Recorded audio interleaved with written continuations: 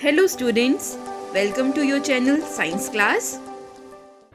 बच्चों, आज हम करेंगे साइंस की वर्कशीट नंबर 19 और ये आपकी 18 अगस्त की वर्कशीट है। Worksheet acid basis and salt chapter से ही है और टॉपिक है chemical properties of acids and base, कि एसिड एंड बेस कैसे केमिकली रिएक्ट करते हैं with metals, with non metals. ये हम इस वर्कशीट में स्टडी करेंगे। तो आइए शुरू करते हैं। Reaction of acids with metals के साथ, कि एसिड्स मेटल्स के साथ कैसे रिएक्ट करते हैं। हमें पता है कि डाइल्यूट एसिड्स, ऐसे एसिड्स जिसमें पानी की मात्रा, वाटर कंटेंट ज़्यादा होगा, एसिड कम होगा, like HCl and H2SO4, they react with more reactive metals like zinc, iron and they evolve hydrogen gas. यानी HCl और H2SO4 के साथ जब मोर रिएक्टिव मेटल्स रिएक्ट करते हैं, जैसे कि जिंक और आयरन, सो हाइड्रोजन गैस निकालती है, बाहर निकलती है। General equation, metal plus acids give salt plus hydrogen gas. For example हम समझते हैं कि जब हम जिंक को H2SO4, जिंक एक मेटल है, H2SO4 एसिड है, सल्फ्यूरिक एसिड, तो जब ये दोनों आपस में रिएक्ट होते हैं, zinc is more reactive than hydrogen, तो ये हाइड्रोजन को यहाँ से डिस्प्लेस कर देगा और इसकी जगह आ जाएगा। तो ये क्या बन जाएगा? Zinc sulphate, ZnSO4, it is a salt, and साथ में इवॉल्व होगी हमारी हाइड्रोजन गैस। सो ये जनरल इक्वेशन को सेटिस्फाई कर रहा है। Zinc plus H2SO4 gives ZnSO4 plus hydrogen. Activity आपकी NCERT चैप्टर से ही है। यहाँ पर बच्चों टेस्ट ट्यूब में हमने डाइल्यूट सल्फ्यूरिक एसिड लिया है और उसके साथ जिंक ग्रेन्यूल्स, कुछ जिंक के टुकड़े डाले हैं। तो हमने देखा जब इन दोनों को मिक्स किया गया तो एक गैस निकलना शुरू हुई, जिसे हमने टेस्ट किया है। एक सोप टब में सोप वाटर घोला और जब वो गैस सोप वाटर से मिली तो बबल्स फॉर्म हुए, और इन बबल्स में कौन सी गैस है ये चेक करने के लिए हम एक बर्निंग कैंडल इनके पास लेके आए। और हमें पता है हाइड्रोजन बर्निंग कैंडल के साथ कैसे रिएक्ट करेगी, it burns with a pop sound. So ये हाइड्रोजन गैस का टेस्ट हो गया कि testing of H2 gas is done by burning candle producing pop sound. बच्चों, नाइट्रिक एसिड, जिसे हम HNO3 कहते हैं, ये हाइड्रोजन गैस प्रोड्यूस नहीं करता विद मेटल्स के साथ, एक्सेप्ट मैग्नीशियम एंड मैंगनीज। या क्यों हाइड्रोजन गैस प्रोड्यूस नहीं करता? Because it is a strong oxidising agent. ये सबसे ज़्यादा ऑक्सीडाइजिंग एजेंट, और ऑक्सीडाइजिंग एजेंट क्या करते हैं? ऑक्सीजन दे देते हैं। और हाइड्रोजन गैस जो ये निकल रही है मेटल्स के साथ, इसको ऑक्सीजन मिल जाएगी तो क्या फॉर्म हो जाएगा? वाटर फॉर्म हो जाएगा। सो इसीलिए नाइट्रिक एसिड मोस्ट मेटल के साथ हाइड्रोजन गैस प्रोड्यूस नहीं करते। आइए अब हम समझते हैं कि reaction of acids and base with metals, कि मेटल्स एसिड एंड बेसिस के साथ कैसे रिएक्ट करते हैं। अभी हमने समझा कि जब हम मेटल्स को डाइल्यूट एसिड्स के साथ रिएक्ट कराते हैं तो क्या फॉर्म होता है? A salt and hydrogen gas are formed. And the more reactive metals, जैसे कि सोडियम, मैग्नीशियम, एल्युमिनियम, कैल्शियम, जो रिएक्टिविटी सीरीज में ऊपर हैं, they are the most reactive metals and the more rapid the reaction is, यानी कि हर reaction में बहुत जल्दी रिएक्ट होंगे। और जो लेस रिएक्टिव मेटल्स होते हैं, जो सीरीज में नीचे की तरफ हैं, जैसे copper, silver, mercury, they will not react with dilute acids. वो डाइल्यूट एसिड के साथ रिएक्ट नहीं करते। डाइल्यूट मीन्स जिसमें वाटर कंटेंट ज़्यादा हो। आप यहाँ पे पिक्चर फॉर्म में देख रहे हैं जिंक प्लस HCl। तो आप क्या समझ पा रहे हैं कि जिंक हाइड्रोजन को हटा देगा? हाँ जी, हटा देगा, क्योंकि जिंक हाइड्रोजन से ज़्यादा रिएक्टिव है। तो यहाँ फॉर्म होगा zinc chloride, it is a salt, और साथ में क्या इवॉल्व हुई? Hydrogen gas. So this is the reaction of metals with acids. So dilute acids के साथ तो मोस्ट रिएक्टिव मेटल जल्दी इजीली रिएक्ट कर जाते हैं। Reaction of basis with metals, अब हम पढ़ेंगे कि बेस कैसे मेटल्स के साथ रिएक्ट करते हैं।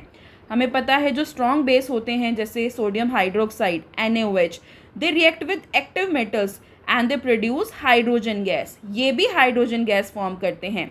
लाइक जिंक को जब हम सोडियम हाइड्रोक्साइड के साथ रिएक्ट कराते हैं, so it form sodium zincate, it is a salt and they produce also hydrogen gas. Same वही है कि जब अगर हम बेस के साथ भी मेटल्स को रिएक्ट कराते हैं, सो एक सॉल्ट फॉर्म होता है और हाइड्रोजन गैस निकलती है। सेकेंड पार्ट है reaction of acids with metal oxides and bases with non metallic oxides. एक एक करके समझते हैं।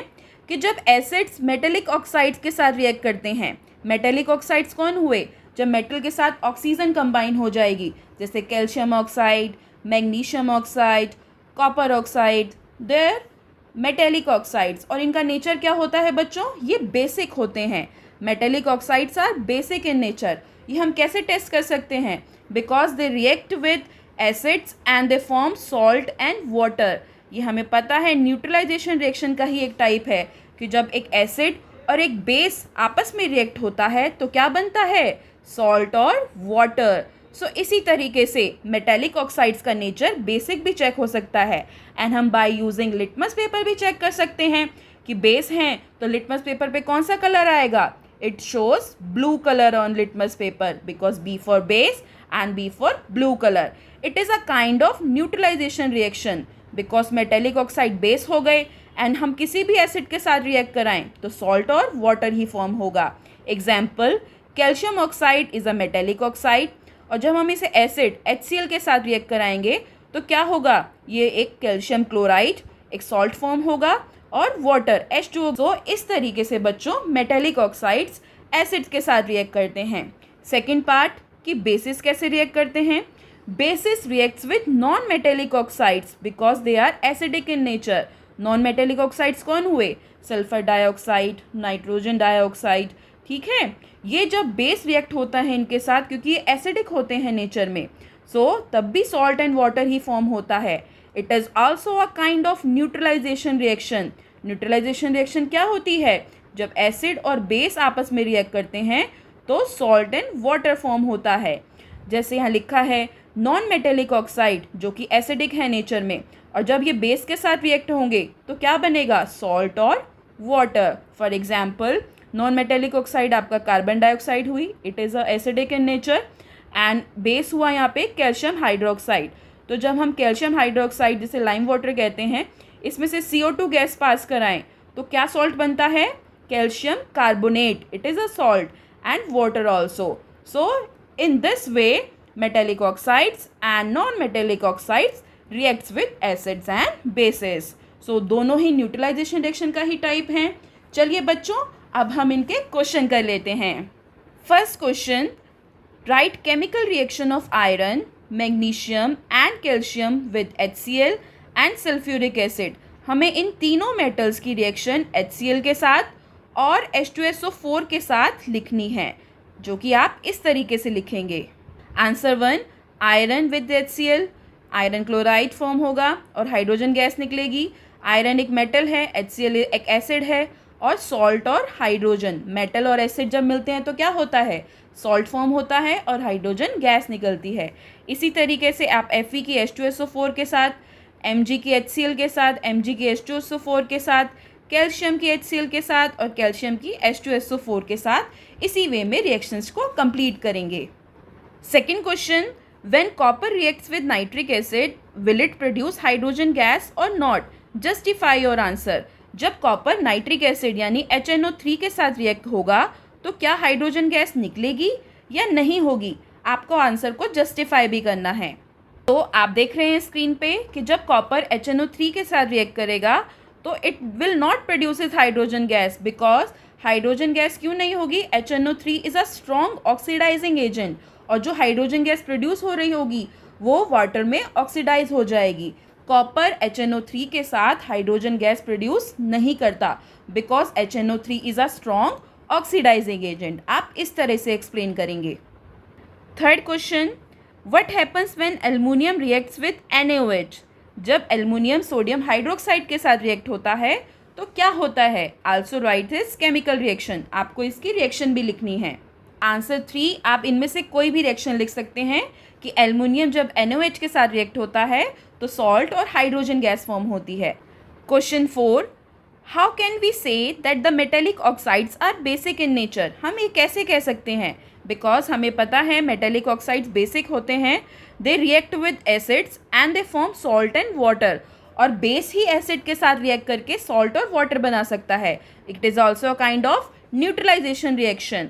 और आप लिटमस पेपर का भी टेस्ट समझा सकते हैं कि मेटेलिक ऑक्साइड्स लिटमस पेपर पे ब्लू कलर शो करते हैं। जब भी इनके सॉल्यूशन को हम लिटमस के साथ चेक करेंगे, it will always show blue colour because base blue colour show करते हैं। सो आप ये दोनों पार्ट से ही, ये वाला पार्ट और लिटमस का पार्ट, इस आंसर में एक्सप्लेन कर सकते हैं। Question 5, did you ever notice why your mother never stores pickles और चटनी इन अ मेटेलिक कंटेनर? कभी आपने नोटिस किया है कि आपकी मम्मी चटनी और अचार को कभी भी मेटेलिक कंटेनर, जो भी लोहे से या किसी मेटल से, कॉपर से, किसी भी मेटल से बना है, ऐसे बर्तन में, ऐसे डब्बे में क्यों नहीं रखती? आंसर 5 में आप ये लिखेंगे कि pickles are never stored in a metallic container because pickles contain acid. अचार में एसिड होता है और जो कि एसिड मेटल्स के साथ रिएक्ट कर जाता है। पिकल्स में जनरली सिट्रिक एसिड्स होते हैं और जो कि मेटल्स के साथ रिएक्ट करके क्या बना देंगे? सॉल्ट और हाइड्रोजन गैस। इसीलिए मेटेलिक कंटेनर्स में पिकल को स्टोर नहीं करना चाहिए, क्योंकि इससे दोनों ही खराब हो सकते हैं। होते भी हैं कंटेनर और अचार, दोनों को ही जब नुकसान हो तो क्यों ऐसे डब्बों में स्टोर करना? बिकॉज साइंटिफिक रीज़न है, मेटल्स और एसिड रिएक्ट करके क्या बना देते हैं? सॉल्ट और हाइड्रोजन गैस, और आपका अचार खराब हो जाएगा। इसलिए कभी भी अचार को मेटेलिक कंटेनर में स्टोर नहीं करना चाहिए। तो बच्चों, ये थी हमारी वर्कशीट नंबर 19। बच्चों, मिलते हैं जल्दी एक नई वर्कशीट के साथ। तब तक अपना ध्यान रखिए। Stay safe, stay healthy. Thank you dear students.